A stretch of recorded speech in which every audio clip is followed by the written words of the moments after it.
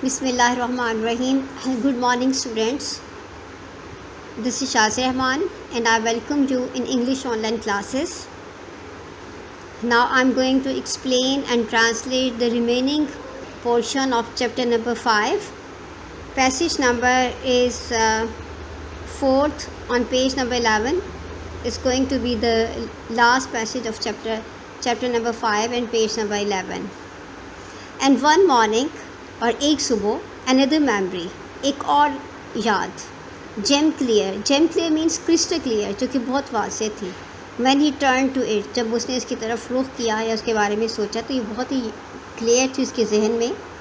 he had for some reason been afflicted with an acute desire to depreciate himself and all his attainments. he had for some reason, کسی وجہ سے. he had been afflicted means he had been plagued, وہ ایک طرح کی بیماری میں مبتلا ہو گیا تھا. with an acute desire, اور وہ بیماری کیا تھی؟ شدید خواہش, ایکسٹریم قسم کی ڈیزائر تھی. وہ کیا یعنی ایک بیماری تھی. وہ بیماری کس چیز کی تھی؟ خواہش کی. To depreciate himself, depreciate means to lower himself, to یعنی اپنی تحقیر کرنا, ٹھیک ہے, اپنی اہمیت کو کم کروانا. ٹھیک ہے, وہ بیماری یہ تھی یا وہ پلیگ یہ تھی کہ اس کو شدید خواہش لاحق ہوئی کہ وہ خود کو ڈیپریسیٹ کروائے. ٹو میک ہمسیلف لوور, یعنی وہ اپنی جو خامیاں ہیں وہ لیڈی کیتھرین کے ساتھ شیئر کر کے اپنی کم حیثیتی کے بارے میں بتائے. اینڈ آل ہز اٹینمنٹس, اور اپنی تمام تر کامیابیوں کے متعلق بھی یہ بتایا کہ وہ ایز اے پرسن بھی کوئی اتنا زیادہ قابل شخص نہیں ہے, اور اس کی جو اٹینمنٹس ہیں یعنی اچیومنٹس جو ہیں, اکیڈمک اچیومنٹس یا پروفیشنل اچیومنٹس جو ہیں وہ بھی کوئی خاص بہت اچھی نہیں ہیں. یعنی وہ چاہ رہا تھا کہ وہ لیڈی کیتھرین کو یہ نہ بتائے کہ وہ بہت کوئی کامیاب قسم کا شخص ہے, بہت اس کی ہائی فائی ایجوکیشن ہے, بلکہ وہ اس کو ساری ریئلٹی بتا دینا چاہتا تھا کہ اس کے اندر کیا کیا شارٹ کمنگس ہیں. He had told her of his only mediocre degree. So being an honest man, اس نے اس کو بتایا کہ اس کی جو ڈگری ہے, جو اس کی کوالیفیکیشن ہے وہ بہت میڈیوکر قسم کی ہے. Mediocre means neither very high nor very low. Yes, اس نے اس کو اپنی میڈیوکر ڈگری کے بارے میں بتایا. میڈیوکر آپ اس کو کہہ سکتے ہیں کہ ایوریج قسم کی ڈگری, جس میں بہت نہ اچھے مارکس ہوتے ہیں نہ برے ہوتے ہیں. Of his occasional difficulties of discipline, دوسرا اس کا ویک پوائنٹ کیا تھا کہ اس کو occasional means infrequent difficulties of discipline کے ایشوز جو اس کو اکثر جو سے سیٹل ڈاؤن نہیں ہوتے تھے, اکثر و بیشتر. اوکیجنل مطلب انفریکوینٹ, بہت زیادہ تو نہیں لیکن کبھی کبھار ابھی بھی اس کو جو ہے کلاس میں ڈسپلن کے ایشوز پیش آ جاتے تھے, ان کے بارے میں بھی بتایا. آف دا سرٹنٹی یعنی اس شورٹی کے بارے میں بھی بتایا that he would never get a promotion. ہر انسان کو زندگی میں پروموشن کی خواہش ہوتی ہے, لیکن اس نے اپنی فیوچر وائف کو پہلے سے ہی انفارم کر دیا کہ شاید وہ زندگی میں کبھی بھی اس کو کوئی اچھی پروموشن نہیں مل پائے گی.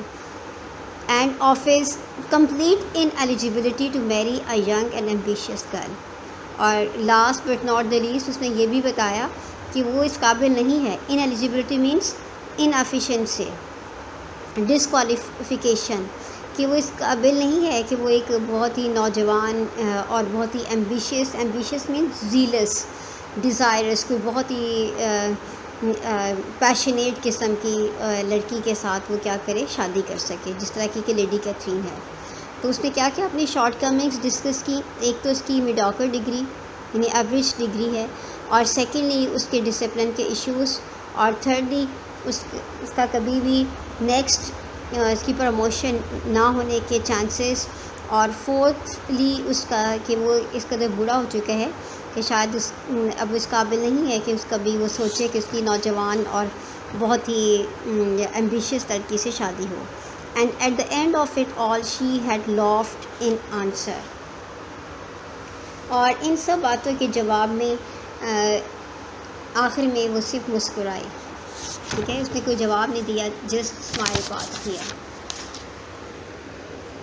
She had know parents. اب لیڈی کیتھرین کا تھوڑا سا فیملی بیک گراؤنڈ ہے کہ اس کے پیرنٹس نہیں تھے. And was married from the house of an aunt in Ealing. اور ایلنگ میں اس کی آنٹی کے گھر سے اس کی شادی ہوئی. ایلنگ جو ہے نا، Ealing is a town in the Middlesex country. تو مڈل سیکس کنٹری کا ایک ٹاؤن. It became the borough of England in 1965. 1965 کی بات ہے کہ انگلینڈ کا بورو یعنی کہ انتظامی ضلع بن گیا تھا. ویسے یہ مڈل سیکس کنٹری کا ایک کیا تھا، ٹاؤن تھا پہلے، لیکن 1965 میں انگلینڈ کا یہ بورو یعنی انتظامی شہر بن گیا ایلنگ جو ہے. On the night before the wedding, شادی کی رات، شادی سے پہلے والی رات، when Chips left the house to return to his hotel. جب دونوں مسٹر چپس اور کیتھرین برجز آخری بار ملی اور مسٹر چپس جو ہے وہ واپس اپنے ہوٹل کی طرف جا رہا تھا، she said with موک gravity. موک means artificial اور گریوٹی مینس سیریسنیس. تو اس لڑکی نے، لیڈی کیتھرین نے مصنوعی قسم کی سنجیدگی طاری کرتے ہوئے اس سے کہا، this is an occasion you know, کہ یہ وہ موقع ہے، آپ کو پتہ ہے، this last farewell of ours. Farewell means goodbye, کہ ہم لاسٹ ٹائم ایک دوسرے کو گڈ بائے کہہ رہے ہیں، آخری بار ایک دوسرے سے جدا ہو رہے ہیں. I feel rather like a new boy beginning his first term with you. اور یہ بھی کہا کہ مجھے لگ رہا ہے کہ میں ایک لڑکا ہوں جو کہ اپنی پہلی ٹرم کلاس کی جو ہے آپ کے ساتھ سٹارٹ کر رہا ہوں. ناٹ اسکیئرڈ، یہ کہتے ہیں یہ نہ سمجھے کہ میں لڑکا ہوں تو آپ ٹیچر ہیں تو شاید میں آپ سے خوفزدہ ہوں. No, I am not scared. Scared means horrified, میں بالکل خوفزدہ نہیں ہوں. Mind you means take care of this thing, کہ اس بات کا خیال رکھیں کہ I am very confident, I am not scared at all. But just for once in a thoroughly respectful mood. لیکن ایک بار اس نے thoroughly means fully respectful mood میں اس نے کہا، shall I call you sir, کیا میں آپ کو سر کہوں گی؟ اور would Mr Chips be the right thing, یا میرے لیے مسٹر چپس آپ کہہ کر آپ کو بلانا صحیح ہوگا. Mister Chips, I think goodbye then. پھر اس نے کیا کہا، مسٹر چپس، میرے خیال میں مسٹر چپس ہی ٹھیک ہے. Goodbye mister Chips, then goodbye mister Chips, اور پھر مسٹر چپس خدا حافظ. تو that was the last meeting before their marriage. اب نیکسٹ ہے a hansom clopping in the roadway. Hansom is a two wheeled carriage driven by one horse. ایک گھوڑا ہوتا ہے، اس میں دو پہیوں والی ایک گاڑی ہوتی ہے. It is meant for two passengers with the driver mounted behind and reins going over roof. اس میں دو لوگ ہی بیٹھ سکتے ہیں. دو پہیوں والی گاڑی ہوتی ہے، ٹھیک ہے، اور اس کو ایک گھوڑا چلا رہا ہوتا ہے. اس کو ہم کہتے ہیں ہینڈسم. یہ پرانے زمانے میں یوز ہونے والی کیریج تھی. اس زمانے میں ظاہر ہے گاڑیاں اور یہ بسز وغیرہ اتنی کامن نہیں ہوتی تھیں، گھوڑا گاڑیاں ہی ہوتی تھیں. تو hansom is a kind of horse carriage, آپ اس کو کہہ سکتے ہیں، ود ٹو ویلس. اور نیکسٹ کلوپنگ، اس کی جو گھوڑے کی ٹاپ کی آواز آ رہی ہے ان دا روڈ وے، روڈ کے اوپر جو راستہ ہے یا سڑک کے اوپر سے گھوڑے کی ٹپ ٹاپ کی آواز آ رہی ہے، کیونکہ وہاں پر کیا چیز گزر رہی ہے، گھوڑا گاڑی گزر رہی ہے. گرین پیل گلاس لیمپس فلکرنگ آن اے ویٹ پیومنٹ.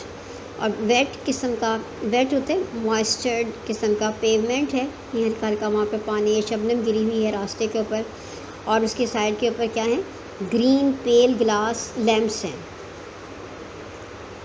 روشنی کے بلب ہیں یا لیمپ ہیں. فلکرنگ مینس گلمرنگ، جو کہ چمک رہے ہیں.